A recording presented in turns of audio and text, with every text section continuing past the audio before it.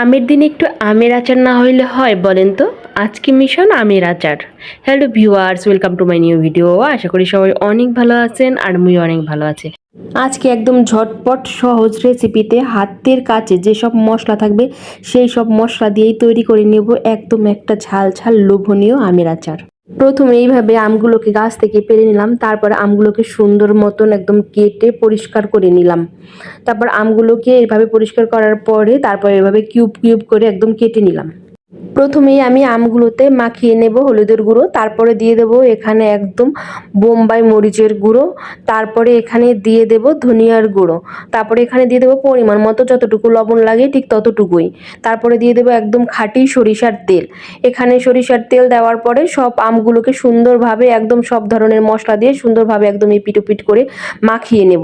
আর এভাবেই আমি একদম মেরিনেটে রেখে দেব 1 থেকে 2 ঘন্টা, তার বেশি রাখলেও সমস্যা নাই। তাইলে মশলাগুলো আমের মধ্যে ঢুকে আমরা সুন্দর একদম নরম করে ফেলে। তারপরে একটা কড়াই বসিয়ে কড়াইয়ের মধ্যে দিয়ে দিলাম দারচিনি, এলাচ, তেজপাতা এবং পাঁচফোড়ন। এটাকে সুন্দর মতো অল্প একটু সময় ভেজে নিয়ে যখন এটা থেকে একটা ফ্লেভার ছড়াবে তখন দিয়ে দেবে একদম খাঁটি সরিষার তেল।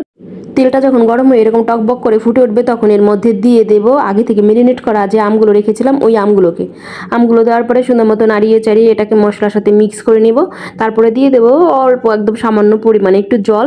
তারপরে এখানে দিয়ে দেবো একদম প্রয়োজন অনুপাতে, মানে যে যতটুকু চিনি খান আর কি ওইভাবে দিয়ে দেবো একটু চিনি দিয়ে জাল করার পরেই 10 থেকে 15 মিনিটের মধ্যেই দেখবেন যে পুরো আমগুলো একদম গলে সেদ্ধ হয়ে গেছে আর আচারের সুন্দর একটা টেক্সচার চলে আসছে। দেখুন আমার আচার কত সুন্দর একটা টেক্সচারে চলে আসছে। লাস্টে দিয়ে দিলাম একদম আগে থেকে ভেজে গুঁড়ি করে রেখেছিলাম আপনার পাঁচফোড়নের গুঁড়া, আর দিয়ে দিলাম জিরার গুঁড়া, আর দিয়ে দিলাম একটু গরম মশলার গুঁড়ো। এই তো একদম ঝটপট করেই অল্প মশলার মধ্যে কি সুন্দর দেখেন একদম আমের আচার তৈরি করে ফেলেছি। সম্পূর্ণ ভিডিওটা দেখার জন্য সবাইকে ধন্যবাদ। টাটা।